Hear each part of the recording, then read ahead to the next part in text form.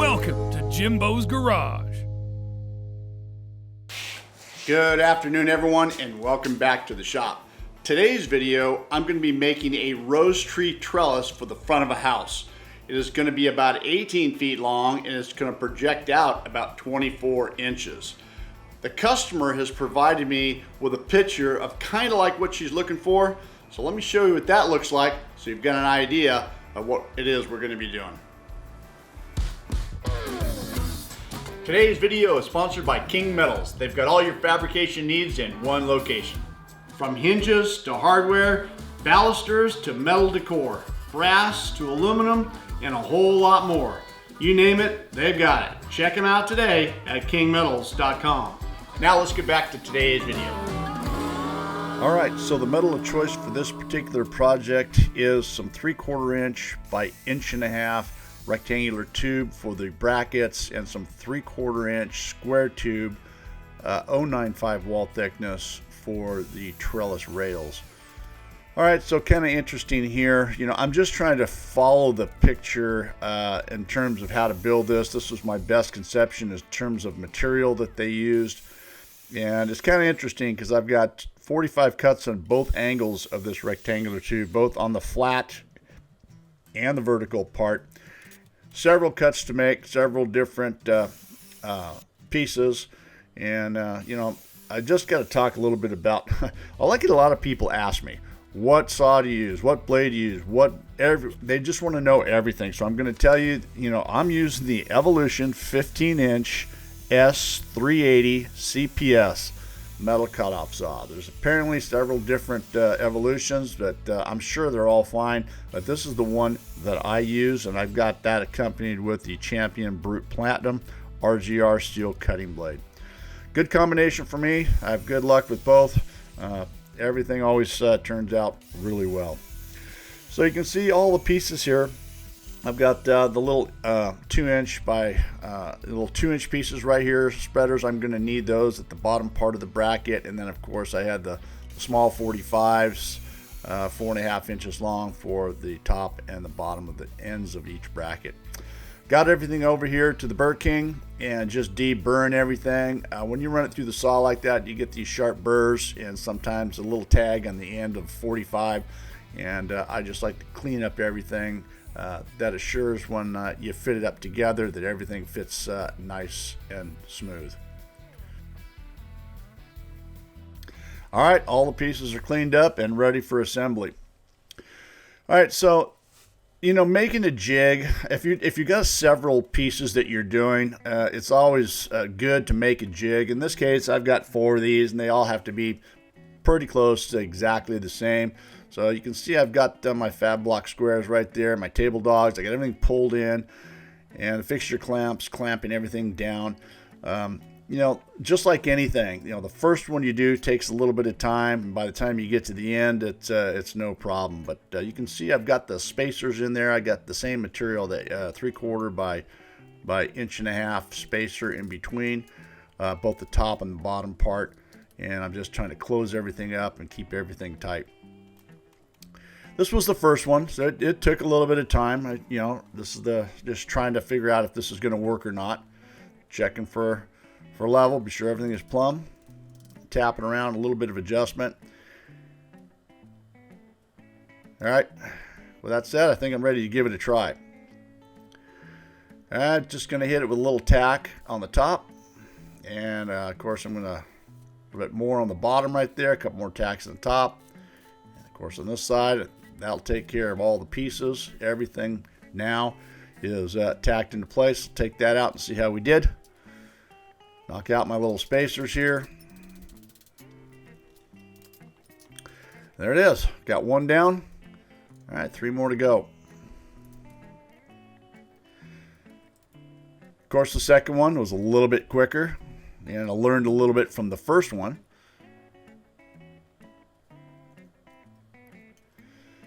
You know, sometimes it takes a little bit of time to make or set up a jig.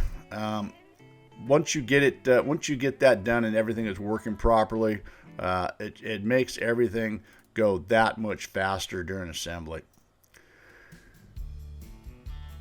All right, same thing here. I'm just welding as much as I can while I get everything clamped down right here on this side.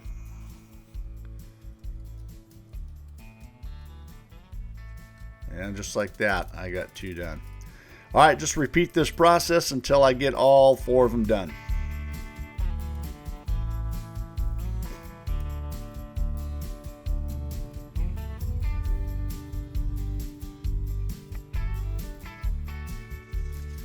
All right, got them all done. Now it's time to get them all welded out completely. You can see I'm cleaning off any debris I may have had on my welding table. I want everything nice and smooth and flat. And I'm just going ahead and going to weld everything out. Now, you know, there's a lot of welds on this small piece right here. A lot of angles, a lot of corners, a lot of inside, outside joints. And just when you think you've got them all, there's always one that you don't get. And so, I mean, I don't know how many joints there must be to weld here on this bracket, but you know, there's always something that you just didn't see and you didn't get. So I'm just double checking everything to be sure that I get everything. Another one on the inside. Okay, that top, I got it. Nope, one more over here. All right, there it is. I think I got it covered. All right, I'm just going to repeat that for the rest of them. One thing I want to talk about right here, you see me cleaning out my nozzle. You know, this is something that I don't do enough of. And I don't know about you guys, if you do a lot of welding, you get nozzle buildup. Now, I've got this stuff, this nozzle dip. This is a CRC product on their line of Weld Aid.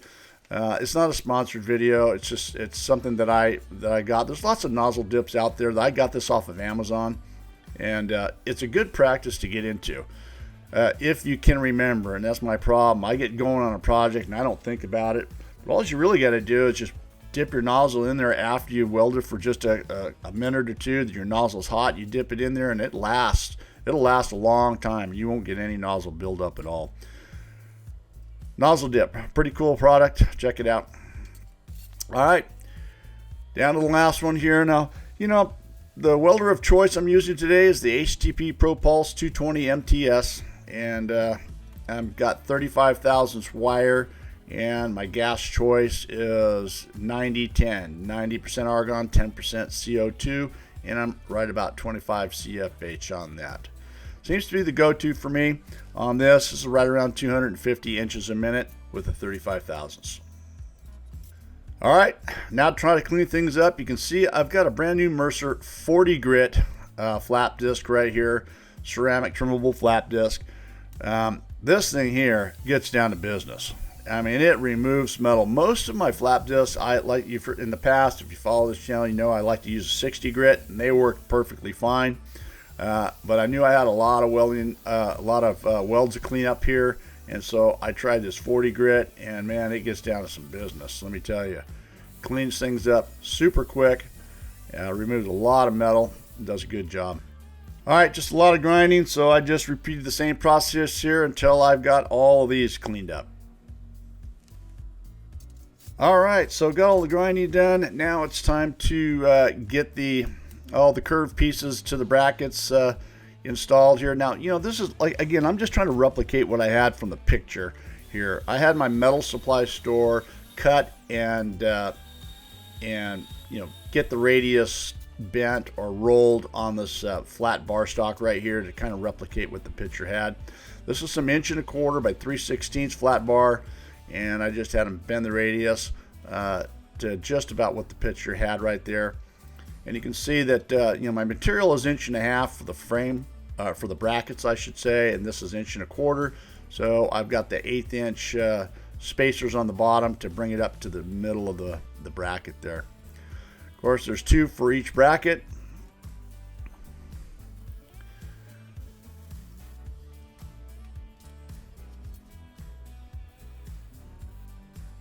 And just welding on either end here.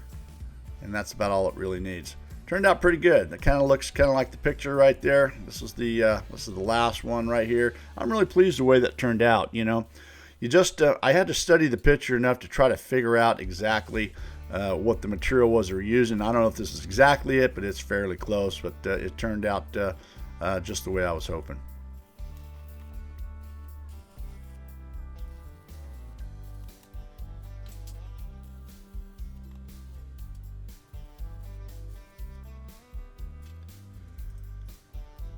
All right, with that part done, it's time to weld some tabs on here. This is what I'm going to be using to mount it to the wall. You can see I've got my mini mag squares. I got these on Amazon. Mag squares are, I've got several different mag squares and they're super handy. These ones are the little mini ones. They work perfect for situations like this right here. Got them all lined up. I'm going to put a weld right here on the back side. That's just going to hold them in place. Then I'm going to flip them over and I'm going to go ahead and weld all the way across the front right here.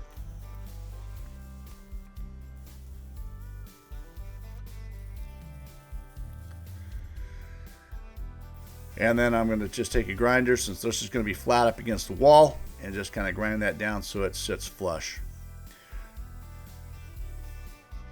All right, now it's time for the rails. Now you can see that I've got the two brackets to the dimension that I need. I've got them secured to my welding table, and they're plumb, they're level and even. And so now it's time to get these rails on. And what I want to do is I want to extend them 4 inches past the end of the brackets. I think that just gives for a decent look. You know, not too far, but I didn't want them flush. I wanted them to stick past to give it that a look that I thought that looked good. So on these right here, I'm going to take this 3/4 by 1/8 inch flat bar, and I'm just going to cut little end caps for the ends to make them look like they're solid bars. I think that's a good finished look right here. And that's fairly simple. You just hold them on the end and just go all the way around, and do that the same with all 4 here, and then just we'll take a flap disc and just grind those smooth. Pretty handy with my torch lead holder there. I've got it stuck on the side of my welding table right there. There's multiple different ways of using it. On top is what it's designed for, but it worked good right here on the side as well. All right, here's the flap disc, and just going around and cleaning up the outside edge all the way around. And then that's kind of what that looks like. All right, I'm just going to repeat and finish this with the other ones. All right, for the assembly, here I am. I've got some spacers here that I'm clamping in place, and I'll just put the first bar up, and I'm going to extend it 4 inches past, double check both sides, and just use a little clamp to hold them in place so it doesn't move around.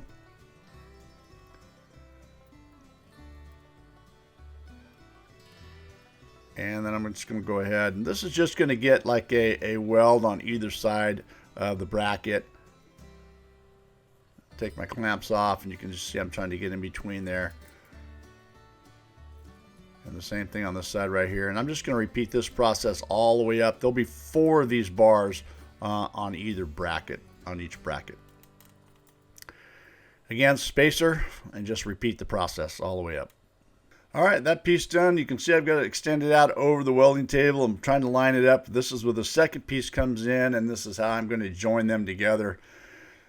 So what I've got here is the 3/4 inch 095, and I'm going to drill 3 holes in here, and then I've got some 1/2 inch square tube that I'm going to use to put in between there, and that's going to help hold it together nice and square when I assemble it.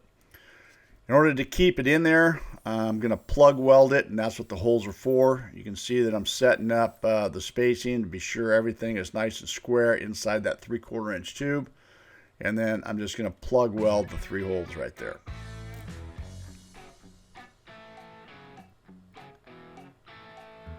And then just take a flap disc, and then I'm just going to grind that down.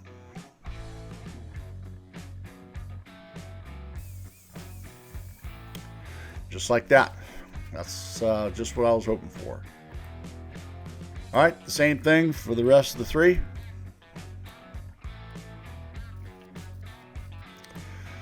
All right, so assembly here, 4 inches off of the one side there. Then of course the tails are running long. On the other side, you can't really see where I had those extensions welded on. They're kind of out of sight of the frame on the left right there. But the idea is to just go ahead and use the same spacers on this one, so they're the same. And then when it is assembled, those sleeves will slide into the other end over there, and it'll look like it's one piece. All right, so this was a fun little project right here. You know, all projects are fun here in the shop. I just enjoy doing working with my hands, just building all kinds of different things. It gives me great satisfaction. So there they are installed. The installation went well. Everything fit together just like I was hoping. Of course, it's going to take some time for when the landscape guy plants the rose trees. I would imagine it's going to take a couple years for them to get up and fill around and get in between the trellis. But, hopefully it'll look like the picture when it's all over. Well, if you haven't already, I encourage you to check out the website at JIMBO'sGarage.com. Follow us on Instagram. Check us out on Facebook. And like always, rate by giving me the thumbs up, comment, and subscribe. Thanks for watching, guys. We'll see you on the next video. See you next time on Jimbo's Garage.